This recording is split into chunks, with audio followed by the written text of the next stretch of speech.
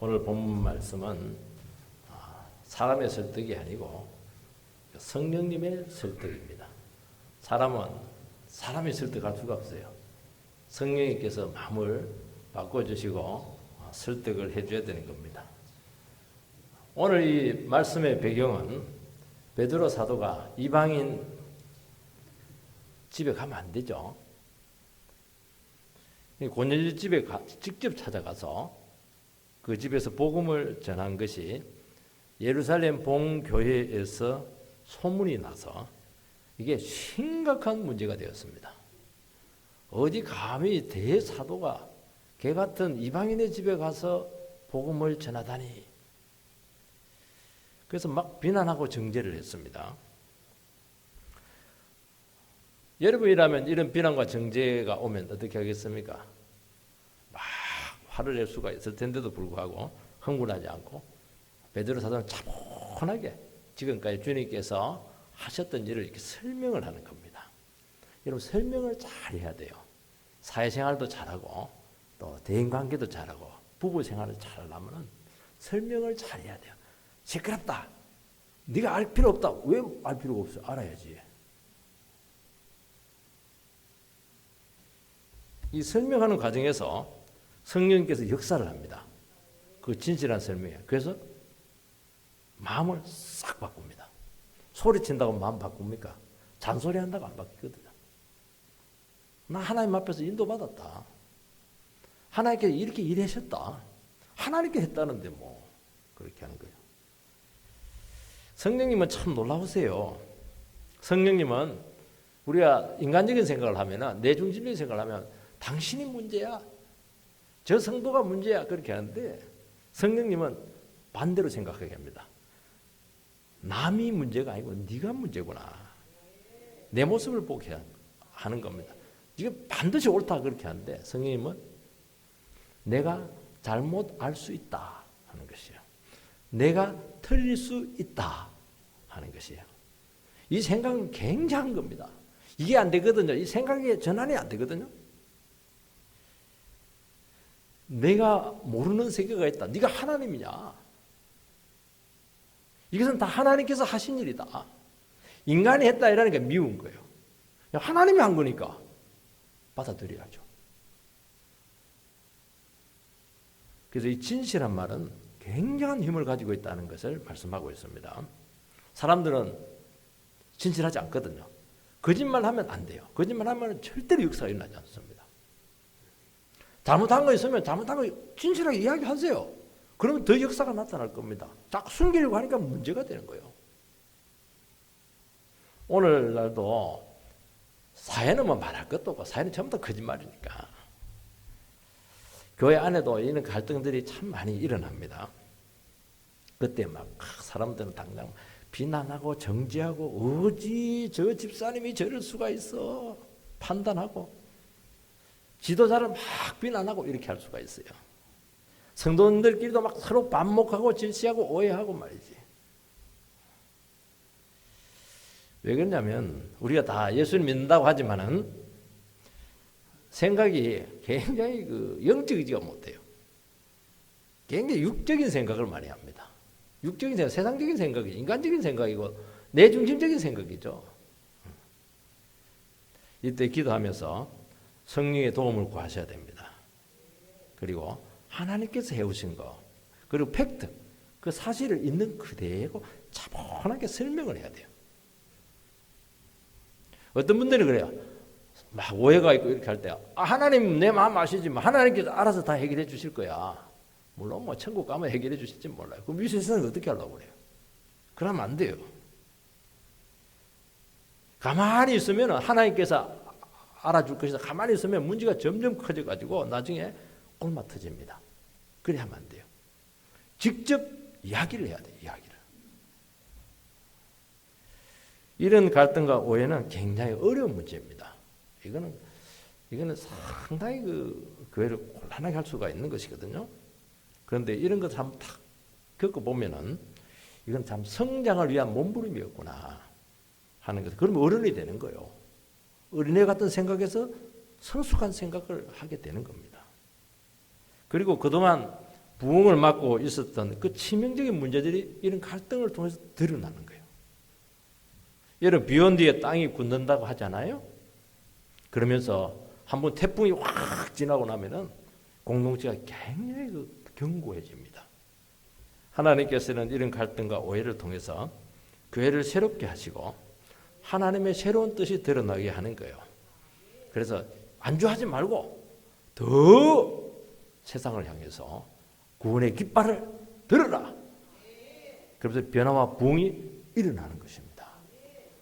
살아있다는 거예요. 그것도 살아있다는 거예요. 여러분 우리가 이런 오해와 갈등이 생기고 이렇게 할 때 왜 이런 일이 생겼는가? 그 두 가지 문제예요. 하나는 뭐냐? 첫째는 하나님보다 나를 먼저 생각했기 때문입니다. 1절에서 3절 말씀을 읽어보면 유대에 있는 사도들과 형제들이 이방인들도 하나님의 말씀을 받았다 함을 들었더니 베드로가 예루살렘에 올라갔을 때 할례자들이 비난하여 이르되 내가 무할례자의 집에 들어가 함께 먹었다 하니 이 보면 이제 이방인들도 하나님의 말씀을 받았다 함을 들었더니 아니 이방인들은 하나님의 말씀을 들으면 안 되는 겁니까? 이게 탐탁지 않은 거예요. 이방인은 들으면 안 되는 거예요.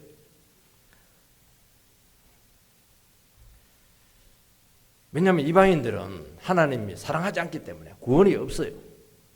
그렇다면 누가 전도했느냐? 이제 이런 것들에 직접 시비를 걸기는 좀 힘들어요. 전도했다는데. 그런데 이제 다른 식으로 말을 바꿉니다. 왜 이방인과 접촉했느냐?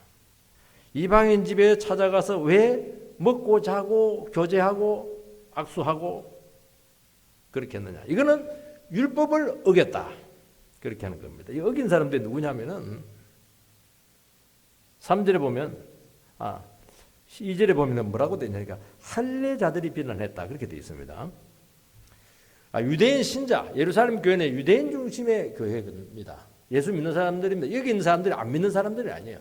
교회 안에 성도님들입니다. 그 성도님들 중에서도 할례자들이 비난했다는 거예요.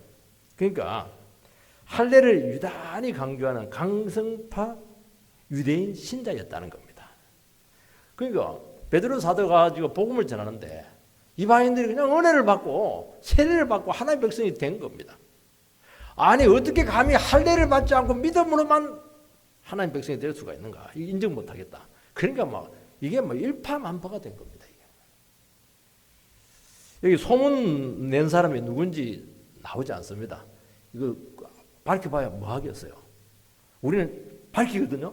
누가 소문 낸 거야 이렇게 하는데 안 밝힙니다. 이거 득이 안 돼요. 12절에 보면은 이제 짐작이 갑니다. 12절에 보면은 뭐라고 되니까 성령이 내게 명하사 아무 의심하지 말고 함께 가라 하시며 이 6형제도 6형제 중에 한 명이라는 거예요. 베드로 사도가 이방인 고넬료 집에 갔을 때 6명을 같이 데리고 갑니다. 그 중에 한 사람은 베드로를 따라갔지만은 되어지는 일을 보니까 이거는 아니다는 거예요. 이거는 아니다는 거예요. 이 사람은 예루살렘 교회에서 상당히 신임을 받았던 사람이었고 이 사람의 말에 많은 그 예루살렘 교회 성도님들이 동조를 했다는 겁니다. 그러니까 이 사람도 참 정의로운 마음에 산 거예요. 내가 아무리 생각해도 이것은 아니다는 거예요. 아무리 베드로 사도지만 대사도라고 하지만은 지켜야 할 선을 넘었다는 겁니다. 그래서 바로 잡아야 된다. 여기서 이제 어려움이 생긴 거예요.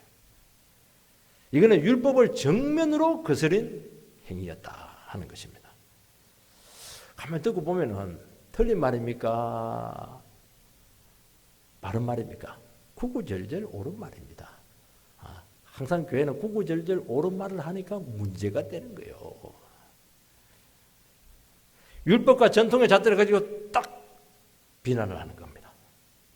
근데 하나가 딱 빠졌어요. 뭐가 빠졌냐면 하나님께서 하셨다. 그 말을 안 해. 그 말을 해야 되는데 성령님께서 이거 다 인도하셨다. 그 말을 안 하는 거예요.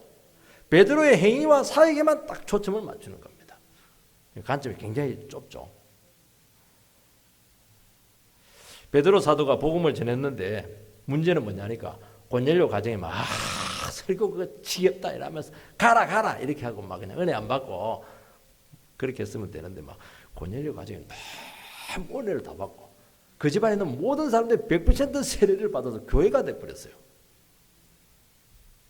그 성령님께서 말씀을 전하는 중에 임재를 했습니다.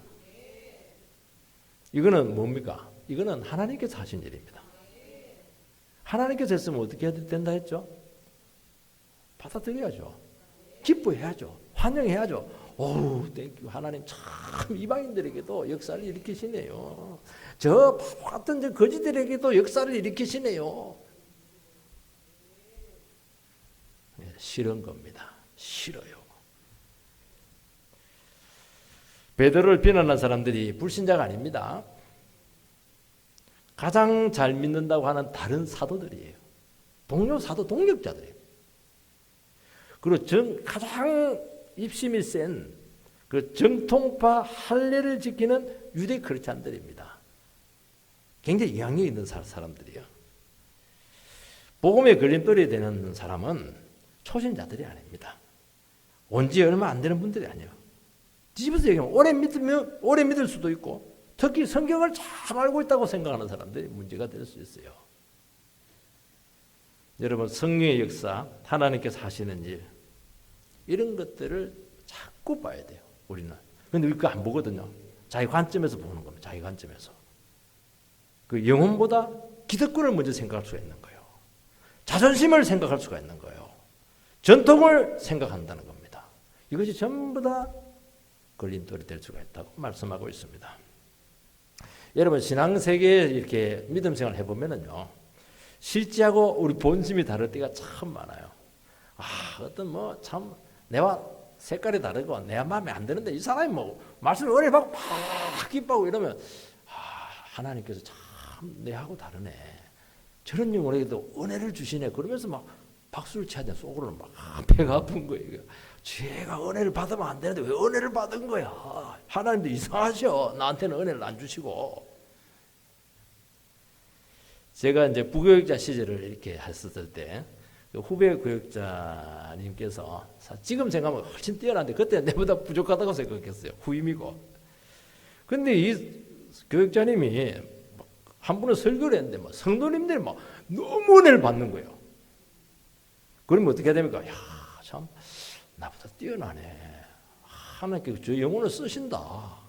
기뻐하고 참 고맙다고 은혜 받았다고 이래야 되는데 배알이 막 아픈 거예요. 기분이 막 안 좋아요. 담임 목사님 설교했다면 당연히 기뻐했죠. 은혜 받은 그 성도님들이 은혜 많이 받은 것 자체, 설교가 너무 뛰어났다 이런 것은 이제 비난할 수는 없고 저건 해석에 좀 문제가 있는 것 같아. 지금 본문의 핵심에서 좀 벗어났어. 저 적용은 좀 무리가 있다. 이렇게 하면서 은근히 깎아내리는 거예요. 왜 그래요? 시기심이죠. 자존심이 상한 겁니다. 기분이 별로 안 좋아요. 영의 세계에서 이런 것들이 너무 많다는 거예요, 여러분들. 이거는 나에게 굉장히 문제가 있는 거예요, 이거는. 이거 하나님이 하시는 일을 못 보는 거예요, 지금. 교회에서 돼 가는데 자기 눈으로 다 보는 것이지 하나님께서 이 교회에서 무슨 일을 하고 있고 어떻게 지금 만들어가고 있고 세워가고 있고 하나님의 뜻이 무엇인가 이런 데 전혀 관심이 없어요. 내가 지금 어떠냐 그것만. 내 기분이 굉장히 중요한 거예요, 지금. 여러분 자기를 지키려고 하고 기득권을 붙들면 하나님께서 은혜를 거두십니다. 왜냐하면 하나님께서는 새 역사와 부흥을 일으키는데 걸림돌이 될 가능성이 많다는 거예요. 왜냐하면 하나님보다는 자기를 먼저 생각하기 때문이죠. 그래서 여러분들께서 뭘 해야 되느냐? 신앙생활 때 제일 중요한 것은 기도도 많이 해야 되겠지만 그 자기 생각을 강화시키면 안 되고 기도를 많이 하는 건 내 생각을 깨뜨리는 거예요. 내보다 영혼 중심으로 생각을 해야 되고 교회 중심으로 생각을 해야 되고 하나님의 중심으로 생각을 해야 되는 겁니다. 요게 돼야 돼. 이 크리스찬이에요. 이게 성숙한 거 이게. 우리가 이것을 하기 위해서는 평소에 기도로 무장을 하고 성령 충만해야 됩니다. 성령 충만이 뭡니까? 내 마음 하나님 마음 된 거 아니에요? 그러면 뭐가 되느냐? 중심 이동이 잘 됩니다. 어떤 분들은 마음 딱 잡으면 절대로 마음의 중심이 흔들리잖아. 그건 흔들려야 돼요. 그거는 내 중심에서 하나님 중심으로 중심이 팍 옮겨져야 돼요.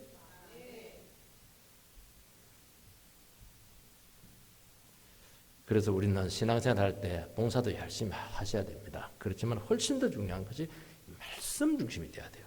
말씀 갖고 내 생각을 자꾸 바꾸는 훈련을 아주 많이 해야 됩니다. 다 우리는 죄인이니까 내를 지켜야 되니까 내가 누려야 되니까 기득권이 있으니까 누구나 마찬가지라는 게 내가 먼저 왔으니까 뭐 다 이유가 있는 거예요. 그게 내 중심이잖아요. 그 중심축을 바꾸는 거예요. 그거는 딱 하나밖에 없어요. 하나님 말씀 앞에 내 자신을 그대로 내려놓고 자꾸 부인하는 훈련을 해야 돼요. 너 인간이야. 네가 하나님이냐. 네 생각 틀릴 수 있어. 왜 그렇게 해? 왜 은혜에 동참하지 못해? 하나님께 하시는 일을 왜 인정하지 못하는 거야? 특히 우리는 상처를 받기도 하고 억울한 일을 당할 때가 참 많아요. 왜냐하면 사람들은 마음에 내 마음 같지가 않거든요. 그리고 내 뜻이 탁 꺾일 때가 많아요. 그때가 참 중요합니다. 어차피 우리는 스스로 못 꺾으니까 하나님께서 막 꺾어 놓는 거예요. 네 막 중심을 팍 꺾어 놓는 거예요. 그러면 약으로 쓰면 돼요. 하나님, 내가 요즘 막 잘난 체하고 좀 교만하고 내 주장했더니만 하나님께서 그냥 나를 그냥 확 꺾어버리네. 꺾이자. 그냥. 자기를 내려놓는 기회로 쓰는 겁니다. 하나님께 그런 훈련을 굉장히 잘해줍니다. 잘 지킵니다. 그러면 놀라운 일이 생깁니다. 성령의 역사가 강하게 나타나게 되고 내 안에 평안이 딱 임하는 거예요. 이게 안 되면 계속 생각이 너무너무 고통스러워요.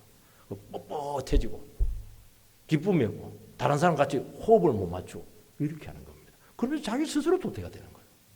왜 그렇게 하냐는 거예요. 두 번째는 왜 이런 일이 생기냐면 영의 생각을 하지 못하고 육신의 생각을 하기 때문이라는 말씀하고 있습니다. 영의 생각과 육신의 생각 원수입니다. 베드로를 비판한 이 소문 전달자는 분명히 자기 생각이 있었어요. 그 주관적인 판단이 있었습니다. 그걸 갖고 전한 것이죠. 그래서 전할 때도 그대로 잘 안 전합니다. 사람들은. 본질적인 내용은 아주 작게 짧게 싹 지나가고 자기 주관적인 판단과 사람들을 거스르게 할 수 있는 그 말들은 막 길게 막 큰 소리로 막 그렇게 말을 하는 겁니다. 아니 사도가 율법을 거스렸대. 정결례를 어겼대. 어떻게 대사도가 그럴 수가 있어? 그게 그렇게 하니까 이제 문제가 시끄러워지는 겁니다. 여러분, 소문 전파자가 지혜로웠다면 어떻게 해야 됩니까? 말하기 전에 다시 한번 베드로에게 가서 확인해야죠. 본심을 확인해야죠. 견해를 듣고 정리해서 돌아와야죠. 그럼 말 안 하는 게 나아요. 사도 앞에서는 말하지 않고 있다가 먼저 와가지고 공동체의 불편한 말을 계속 퍼뜨린 겁니다. 이거는 어른답지 못하죠. 직분자답지 못한 겁니다. 그리고 비난과 비판의 말을 흘리는 것이죠. 이해가 되는 거예요. 그 사람이 볼 때는 이거는 중요한 문제잖아요. 율법이 얼마나 중요해요. 율법을 어겼잖아요. 일단은 이방인들 짐승들한테 가가지고 복음을 전해서 되겠습니까? 그리고 그들은 이 오랜 기간 율법적인 가치를 지키기 위해서 정말 대가를 많이 지불했습니다. 앞에서는 하지 못하고 뒤에서 말을 했던 것이죠. 어떻게 감히 사도가 유대인 사도가 이방인의 집에 가다니 곡해하고 오해하게 되고 그런 상황이 확 꼬이는 것입니다. 로마서 8장 5절에서 8절 말씀을 띄워주시기 바랍니다. 로마서 8장 제가 먼저 읽겠습니다. 육신을 따르는 자는 육신의 일을, 영을 따르는 자는 영의 일을 생각하나니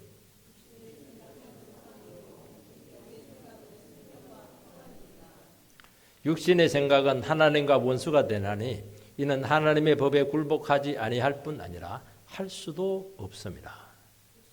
육신인 자는 하나님을 기쁘시게 할 수 없느니라. 딱 두 가지 나오잖아요. 육신의 생각, 영의 생각이 나오잖아요. 여러분, 영의 일을 육신으로 알 수 없다고 말씀하고 있습니다. 영의 일이라고 하는 것은 하나님께서 하시는 일이에요. 하나님께서 하시는 일을 어떻게 바라봐야 될 것인가? 하나님의 관점으로, 말씀의 관점으로 봐야 보입니다. 내 중심으로 보면 절대로 안 보여요. 까막눈이에요. 거슬립니다. 그게 뭐냐? 영의 생각을 한다는 거예요. 영의 생각은 나의 입장에서 생각하는 것이 아니고 하나님의 입장에서 생각을 하는 겁니다. 하나님이 좋아하실까? 하나님께 기뻐하실까? 하나님께서 하시는 일일까? 인간이 하는 것인가? 그게 영의 생각이라는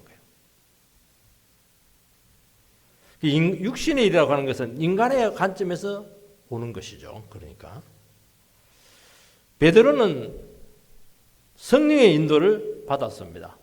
베드로가 고넬료 집에 가는 게 얼마나 힘들었어요. 자기 생각하고 갔습니까? 자기 생각 절대로 안 가죠. 이방인 집. 근데 영이 막 성령께서 막 생각을 바꿔가지고 막 환상 주고 막 그냥 이래가지고 사람들 초청하고 막 어떻게 저지 막 끌려가다시피 한 거예요.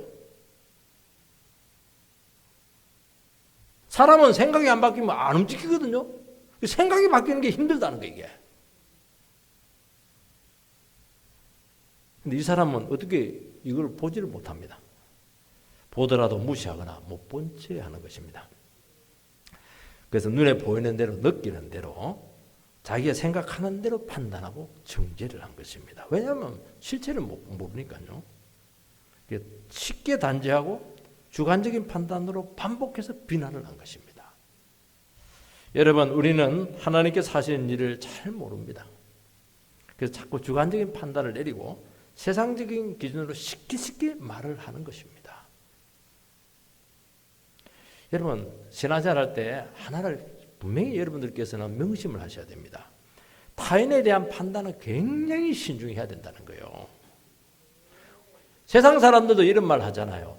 당신 그 사람 속에 들어가 봤어? 얘기하잖아요.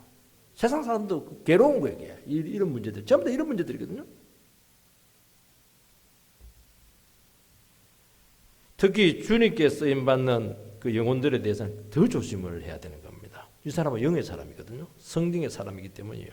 기도하면서 이해가 안 되더라도 주님이 하시는 일을 끝까지 믿음으로 인내하며 지켜볼 수 있어야 되는 겁니다. 비난은 아무리 늦게 할수록 좋아요. 근데 우리는 그게 안 돼요. 딱 이해가 안 되면 바로 막 말을 쏟아내버리니까 문제가 되는 거예요. 이해가 안 되더라도 주님께서 하시는 일이 있겠지. 나는 이해 안 되더라도 뭐가 있겠지. 그러면서 막 믿음으로 참는 거예요. 목구멍에 막 여기까지 올라와도 막 참으라 참나무야 대나무야 대기놈 이러면서 막 참으세요 그냥.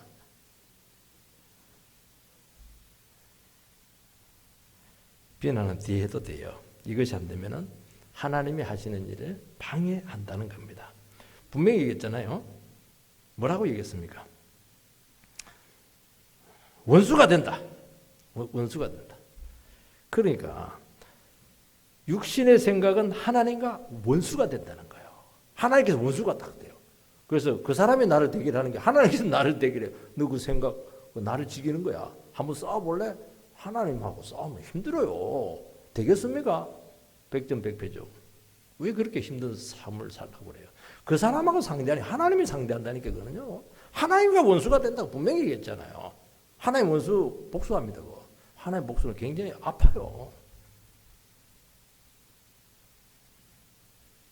성도님들은 하나님의 뜻을 구하고 자기 자신의 생각을 살펴야지 비판의 말을 전하지 말아야 되는 것입니다. 그래서 우리가 비판할 시간에 성경을 읽으세요. 요즘 막 우리 권사님들 막 성경 읽는데 막 재미를 붙여가지고 막 확실히 그러니까 말이 줄어들어요. 그냥 말씀을 자꾸 들으세요. 예배 드리는데 뭐 가만히 앉아 있으면 되잖아요. 귀만 딱 열어놓으면 돼요. 딴 생각하면 안 됩니다. 귀만 딱 열어놓으면 말씀을 쑥 들어오면 머리로 갔다가 가슴을 쑥 내려오면서 머리가 바뀌고 가슴이 열리는 거예요. 말씀은 희한해요. 세상에 이런 능력이, 그러니까 이 말씀은 천지를 만드신 능력의 말씀이죠. 우리 마음을 새롭게 창조한다니까요. 불을 일으킨다니까요. 예배 시간은 뭐 하는 시간? 생각을 바꾸는 시간입니다. 그러면 인간적인 생각은 사라지고 성령의 생각으로 싹 바뀌는 거예요. 영의 생각은 생명과 평안이니라. 하여튼 내 안에 생명력이 없다, 내 안에 평안이 없다, 그 예배 잘못 드린 거예요 지금. 육신의 생각은 사망이다. 망할 생각, 죽을 생각만 하는 거예요 지금. 틀림없어요 그게. 우리는 예배 시간을 통해서 이 망할 생각을 하다가 살리는 생각으로 싹 바꾸시기 바랍니다. 얼마나 불안했어요? 얼마나, 아니 내면이 지옥이었습니까? 왜 그렇게 사세요? 천국으로, 내 마음이 천국이 돼야지. 평안해야 돼요. 사람을 봐도 평안해야 돼. 그거 보면 너무 평안하고, 저 목사님 보니까 막 힘들다, 그래 하지 마시고 그렇게 하시기 바랍니다. 그래서 우리는 성령을 사모해서 본질적인 것을 두고 기도하시기 바랍니다. 그러면 주님께서는 기가 막히게 역사합니다. 우리가 보통 분들이 아니시거든요. 이거 인간이 말해가지고 바뀌겠어요? 안 됩니다. 하나님께서 말이죠. 예수님이 죽을 줘도 안 바뀌는데, 우리는 뭐 예수님을 죽였으면 죽였지, 나는 안 바뀝니다. 내가 오래니까 예수님 죽인 거 아니에요. 그래도 예수님 그래도 사랑해주고 이러니까, 성령을 주니까 이렇게 바뀌는 겁니다. 세 번째는 차분한 설명이 오해를 푼다는 겁니다. 4절 말씀을 보면 베드로가 그들에게 이 일을 차례로 설명하여, 베드로 입장에서 너무 억울하죠. 나도 가고 싶었나? 하나님께 보냈는데. 그리고 막 상처가 된 거예요. 아니 큰 부흥회라고 하는데 뭐 거기서 역사가 일어났는데 그에서는 막 분위기가 영 안 좋아요. 눈초리가 너무 안 좋은 거예요. 상처죠, 상처. 근데도 신경질 안 부리고 화내지 않았습니다. 이 사람은 그 담임 목사급이잖아요. 그 교회. 그 일을 가지고 막 책망을 하고 찍어 누르고 입 다물어 그렇게 하지 않았습니다. 말없이 따라와 그렇게 주장하지도 않았습니다. 너희들은 알아서 뭘 해, 그 말도 안 했습니다. 이런 말을 많이 하거든요. 우리들은 부부 생활하고 이렇게 할 때는 막 그 이야기할 때 이러면 알아서 뭐해, 내가 알아서 다 할 텐데. 그럼 결혼하지 말아야지. 알아야죠. 부부는 알아야죠, 당연히. 그래야 기도도 해주고 그렇게 할 게 아니겠습니까? 그 일은 알아야지. 알아야 되는 거예요. 왜 숨겨요? 차근차근 아주 자세하게 성령님께서 하셨던 일을 설명을 합니다. 사람은 인간의 말로 절대로 설득이 안 됩니다. 성령님께서 눈을 열어주셔야 되고 가르쳐주고 깨닫게 해야 된다는 거예요. 그러니까 우리가 하나님과 동행하고 평소에 믿음으로 살고 성령 충만으로 이렇게 하면은 있는 그대로 사실을 쑥 이야기하면 그게 말씀이에요. 말씀은 성령께서 역사를 하거든요. 근데 평상시에 막 거짓말하고 말씀하고 아무 상관없이 욕심대로 막 사고 이렇게 하면 말한 것마다 그게 전부 다 그 마귀가 좋아하는 말입니다. 그게 자꾸 분란이 되는 거예요. 우리가 평상시에 삶이 그렇게 중요하다는 거예요. 내가 은혜 받고 사랑을 베풀고 하나님 앞에 바르게 살리고 그러고 또 넘어질 수도 있죠. 뭐 실수할 수도 있는 거예요. 그것도 정직하게 이야기하면 치료해 주시잖아요. 그런 것들을 이야기하는 겁니다. 그거는요 그냥 성경책 맨손으로 있는 거하고 달라요. 내 안에서 벌써 하나님 말씀이 소화가 돼서 탁 나오기 때문에 바로 적혀야 해요. 역사가 일어난다는 거예요. 왜 정직하지 못하세요? 왜 있는 그대로 이야기하지 못하세요? 왜 설명이 안 되죠? 설명이 안 되게 했으니까 설명이 안 되는 겁니다. 설명이 되잖아요, 여기는. 설명이 되면 되는 거예요. 설명을 우리는 못 해내는 거예요. 왜냐하면 틀리게 살았으니까. 그래서 인내가 필요합니다. 우리는 깨닫지 못하고 모르기 때문에 그렇게 비난하는 거거든요. 그래서 이걸 정지하면 안 돼요. 반격을 하고 그렇게 하면 안 돼요. 몰랐어요. 자기도 얼마나 힘들겠어요. 그게 그 받아들이고 소화하는 게. 아직 눈이 지금 안 떠져서 그렇게 하고 있는 것입니다. 지금 혼돈에 빠져 있는 거예요, 지금. 그 이해할 때까지 기도하면서 어떻게 하면 온유하게 친절을 베풀고 최대한 설명을 하도록 노력을 하시기 바랍니다. 속이 터지죠. 그때 막 사람들 오해하면 막 비난하거든요. 모욕도 하기도 하고 그렇게 해요. 그거 상대하면 안 돼요. 아니 머리 내보다 나이도 어린 게 뭐 나한테 뭐 들이받고 그래. 그러면 이제 끝입니다. 그거 참아야 돼요. 왜 그걸 못 참아요? 그게 뭐가 그 중요한데? 버르장머리 없다고 막 그래 버리니까 안 되는 겁니다. 기다려 주시기 바랍니다. 나중에 굉장히 미안해할 겁니다. 미안하게 만들어야지. 두 가지로 설명합니다. 10장 내용을 그대로 설명을 하는데요. 5절 10절까지는 베드로 사도가 안 가려고 했는데 하나님께서 보여주신 환상을 이야기합니다. 내가 환상을 봤는데 보자기에 짐승들이 막 있었는데 하나님께서 그 짐승들을 먹으라고 하지 않겠어? 근데 나는 못 먹겠습니다. 그렇게 했다는 거예요. 왜냐하면 먹지 못하는 음식이 들어있었거든요. 주님께서 먹으라고 했다는 거예요. 명령입니다. 그래도 나는 끝까지 3번이나 거부했다는 겁니다. 3번 거부하고 베드로의 마음이 아팠을까요? 안 아팠을까요? 너무너무 아프죠. 목사님이 얘기한 거 이거 안 하는 것도 굉장히 마음이 아프거든요. 저도 그거 다 이해합니다. 우리 부모님 말 안 들으면 굉장히 마음이 아프잖아요. 옳고 그름을 떠나가지고. 굉장히 힘든 거예요, 지금. 문제는 그 명령이 이해가 되지가 않는 것입니다. 내 신앙 양심이 허락되지가 않는 거예요. 그때 마침 고넬료 집에서 종들이 도착해서 베드로가 어디 있습니까? 찾았고 베드로 사도를 모셔서 말씀을 듣고 싶어 합니다. 그 얘기를 한다는 겁니다.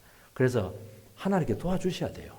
이게 내가 안 되는 부분들이 많아요. 그래서 성령님께서 역사를 하시는 겁니다. 도와주셔야 돼요. 하나님 반드시 도와주십니다. 안 하니까 안 도와주는 거예요. 성령님께서 명령을 내리는데 의심하지 말고 따라가라는 거예요. 아니 그 사람 본 적이 어디에 있어요? 친척입니까? 면식이 없는 사람이에요. 그 사람 무슨 말을 믿고 가요? 또 이방인인데. 성령님께서 딱 얘기하잖아요. 따라가라는 거예요. 의심하지 말라는 거예요. 성령님께서 이야기하면 확신이 되는 겁니다. 그래서 고넬 집에 가서 보니까 이제 13절에 17절 내용이 많아요. 읽지는 않겠습니다. 집에 가서 좀 읽어보시기 바랍니다. 그는 고넬료 집에 베드로가 갔을 때 일어났던 일들을 설명을 하고 있습니다. 이해가 안 됐는데 순종을 하고 이방인 집에 가서 말씀을 전했는데 역사가 나타난 겁니다. 성령님이 임재했다는 거예요. 그 세례를 주었다는 거예요. 그때 베드로는 그 순간 주님의 말씀이 생각이 난 겁니다. 무슨 생각? 세례 요한은 물로 세례를 주었지만은 예수인 나는 불과 성령으로 세례를 주리라. 예배 가운데 불이 팍 떨어졌는데 딱 말씀이 생각이 난 거예요. 야, 이건 성령님께서 역사를 한 것이다. 주님께서 불을 내렸구나. 불이 내릴지어다. 그렇게 한 거예요. 이거는 뭐 빼도 박도 못해요. 빼박 증거입니다. 빼박 증거 이게. 이거는 하나님께서 하신 일이죠. 하나님께서 하셨는데 감히 어떻게 인간이 막을 수가 있겠는가? 말이 되잖아요, 지금. 말이 돼야지, 말이. 하나님께서 우리가 불결하게 생각했던 이방인 가정을 받았습니다. 여러분, 베드로가 이방인 고넬료 집을 방문해서 복음을 전하는 것은 절대로 쉬운 문제가 아니었습니다. 얼마나 고민했어요. 갈등했어요. 얼마나 마음이 아팠어요. 하나님의 말씀을 거부했으니까. 얼마나 항의를 했습니까? 어떻게 하나님을 그렇게 요구할 수가 있어요. 이 과정이 굉장히 중요한 거예요. 하나님 도와주십니다. 질문하는 자에게는 답이 있을지어다. 고민하는 자에게는 풀릴지어다. 그러면서 생각이 보이고 확 넓어지는 겁니다. 우리가 어떻게 다 알고 순종합니까? 모르죠. 성령님께서 강권적으로 우리를 몰아갑니다. 가도록. 가기 싫은데 막 가도록. 돼지가 막 안 갈 때 뒤에서 팍팍 밀잖아요. 돼지가. 돼지 얼마나 쏘다리가 얼마나 힘이 센지 몰라요.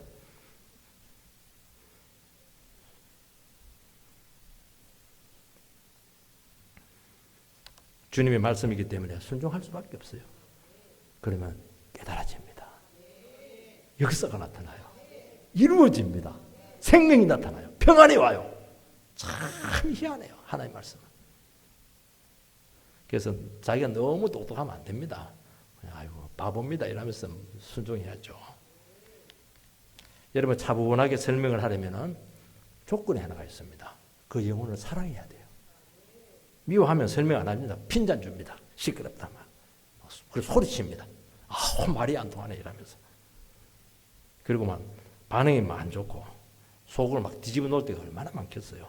사랑하면 차분하게 설명할 수가 있습니다. 사랑이 있을지어다. 그자 가정에서 상대방은 그 사랑이 전달되는 거예요. 사람들은 말로 가지고 한다는데 말 외에 눈빛들, 비언어적인 요소들 이런 것들이 훨씬 더 중요해요. 말투 이런 것들 얼마나 중요한지 몰라요. 난 너 사랑해. 내 사랑해. 그 사랑하는 겁니까 그거? 상미화하는 거죠 그게. 말하고 달라요 이게. 그렇게 해야 돼. 그렇게. 그럼 사람들이 알아요. 야, 저 사람 정말 나를 사랑하는구나. 사랑해야 열릴 거 아니겠어요. 저 사람 정말 관계를 깨기를 원치 않네. 정말 상황을 그르치기를 원치 않네. 교회 시험 들기를 원치 않네. 어떻게 하냐 살리고 회복시키려고 하고 있네. 그 열정이 전달되잖아요. 그래서 끝까지 관계를 깨지 않으려는 몸부림 속에서 그 사람이 사랑을 배웁니다. 여기까지 참고 기다리라. 기다리고 돌아오기를 원한다. 그러면서 그 진정성을 느끼는 것입니다. 여기서 신뢰가 오는 거예요. 여기서 변화가 나타나는 겁니다. 나는 뭐 잘못한 거 하나도 없어. 아우, 그 덤밀죠, 그거. 뭘 잘못한 거 없어요. 나는 다 잘못되게 보이는데. 그러면 안 되는 거예요. 진정성 있는 신뢰가 회복이 돼야 되는 거예요. 여러분, 사랑은 자기를 깨는 겁니다. 나의 기준과 생각을 내려놓고 상대방의 입장에 맞춰서 상대를 하고 그 수준에서 설명을 해 주셔야 돼요. 말만이 아니에요. 많은 것으로 정보가 전달이 되는 것입니다. 우리는 오해를 하고 판단을 하고 정죄의 말에 막 화가 나요.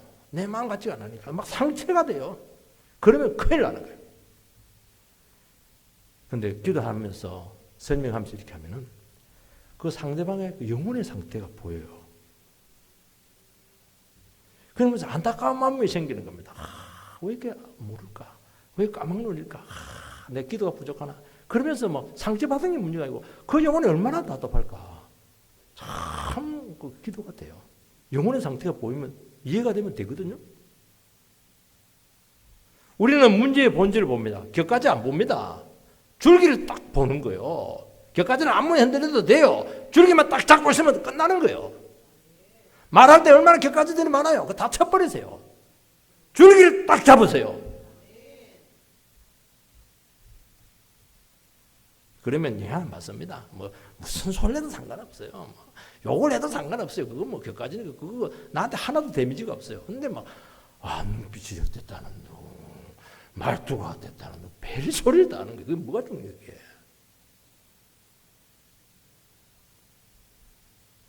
여러분 문제를 자기중심적으로 인간적으로 보니까 관계가 계속 겉도는 겁니다. 그거는 교제가 아닙니다. 성도의 모습이 아니에요. 그거는. 저 사람이 내게 도움이 되나? 저 사람이 나에게 평소에 비판적이었지? 저 사람은 옛날에 나한테 아픔을 주었지? 저 사람 볼 때마다 왜 감정이 안 좋지? 그러니까 전부 다 자기중심이라요. 그러니까 뭐 대화가 될 리가 있겠습니까? 왜 그래요? 사랑이 없어서 그런 거예요. 사랑하지 않는 겁니다. 무슨 그 사랑이? 그것도 소화를 못해가지고 무슨 사랑을 하는 거예요? 자기 지키려고 하는 것이죠. 그러면 마음이 딱 자기가 먼저 다치는 거예요. 마음 다치면 끝이에요, 여러분들. 여러분, 나를 먼저 줘야 돼요. 나를 줄 때 상대가 열리는 것이지, 상대가 열리면 내가 열리는 거 틀린 거예요, 그건 사랑의 주도권을 빼앗긴 거예요. 내가 먼저 사과하고 내가 먼저 마음을 열어버리고 솔직해져야 돼요. 사랑은 두려움을 없애고 먼저 다가가게 하고 마음을 열고 품게 하는 겁니다. 사람들이 무섭죠? 그건 사랑이 없어서 그래. 사랑 안 하니까 무서운 거예요. 저 인간이 어떻게 나올지 모르니까. 사랑하면 뭐가 무서워요? 불쌍하지.